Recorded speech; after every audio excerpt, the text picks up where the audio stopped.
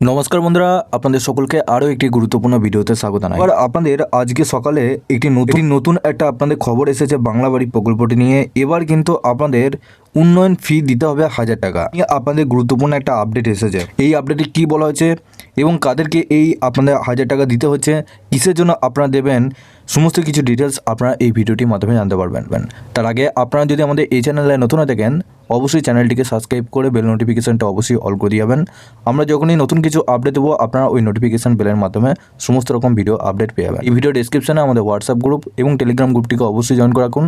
ওখান থেকে আপনারা প্রত্যেক দিন সমস্ত রকম ভিডিও আপডেট পেয়ে যাবেন। দেখুন, এখানে আপনাদের বলা হচ্ছে বাংলা বাড়ি প্রকল্পে অনুদান পেলেই দিতে হবে 1000 টাকা উন্নয়ন ফি। গোল মেমারিতে বাংলা বাড়ি প্রকল্পে সরকারি অনুদান প্রাপকদের তালিকার নাম রয়েছে এমন ব্যক্তিদের কারো থেকে 500 টাকা আবার কারো থেকে 1000 টাকা করে উন্নয়ন ফি বাবদ নেওয়ার অভিযোগ উঠল পূর্ব বর্ধমানের মেমারি 1 নম্বর ব্লকের বেশিরভাগ গ্রাম পঞ্চায়েতের বিরুদ্ধে। ঘটনার কথা জানাজানি হতেই চড়ে বসেছে ব্লক এবং জেলা প্রশাসন। পূর্ব বর্ধমান জেলা শাসক আয়েশা রানী এই ঘটনা তদন্তের নির্দেশ দিয়েছেন। মেমারি 1 নম্বর ব্লকে 10টি গ্রাম পঞ্চায়েত রয়েছে। সবকটা গ্রাম পঞ্চায়েতই তৃণমূলের দখলে। পঞ্চায়েত সমিতি কর্তৃপক্ষ তরফে জানানো গেছে, বাংলা বাড়ি প্রকল্পে মেমারি 1 নম্বর ব্লকে প্রায় 4500 জন সরকারি অনুদান পাচ্ছেন। তাদের মধ্যে অধিকাংশই প্রথম কিস্তির 60,000 টাকা ঢুকেছে। অভিযোগ, অনুদান পেয়ে যারা বাড়ি তৈরি কাজ শুরু করেছেন তাদের কাছ থেকেই ব্লকের বেশিরভাগ পঞ্চায়েত উন্নয়ন ফি নিচ্ছে। তার মধ্যেই দুলুইবাজার 2 নম্বর পঞ্চায়েত নাকি রীতিমতো মাইকে প্রচার করে এই উন্নয়ন ফির কথা জানিয়েছে। অভিযোগ প্রকাশ্য আসতেই শোরগোল পড়েছে মেমারিতে। সত্যি কি এমন ঘটনা ঘটেছে? দুলুইবাজার 2 নম্বর পঞ্চায়েতের সদস্য রাজীব মালিক তিনি জানিয়েছেন, বাংলা বাড়ি প্রকল্পের জন্য শংসাপত্র নিতে হবে বলে পঞ্চায়েত থেকে প্রচার করা হয়েছিল। এই শংসাপত্র নেওয়ার জন্য 1000 টাকা করে পঞ্চায়েতকে দিতে হবে বলে জানানো হয়। দুলুইবাজার 2 নম্বর পঞ্চায়েতে এমন প্রচারের কথা জানতে পেরে পদক্ষেপ করেছেন বলে জানান মেমারি 1 নম্বর পঞ্চায়েত সমিতির সদস্য অর্ক বন্দ্যোপাধ্যায়।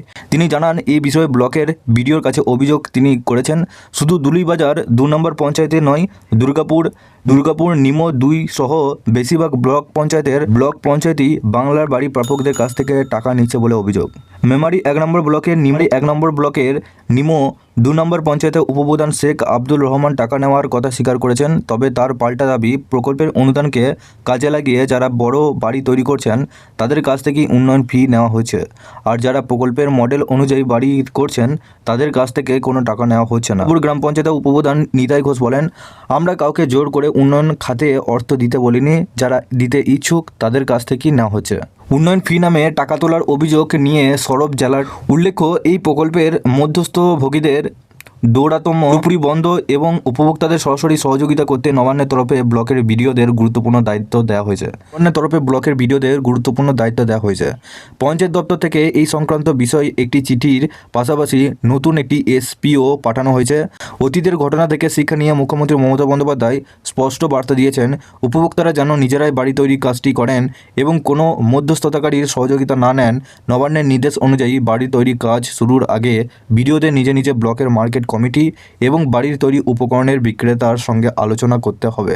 এর মাধ্যমে সঠিক দামে গুণগত মান বজায় রেখে ইট, বালি, পাথর, অ্যাসবেস্টাস ইত্যাদি উপকরণ সরবরাহ নিশ্চিত করা হবে।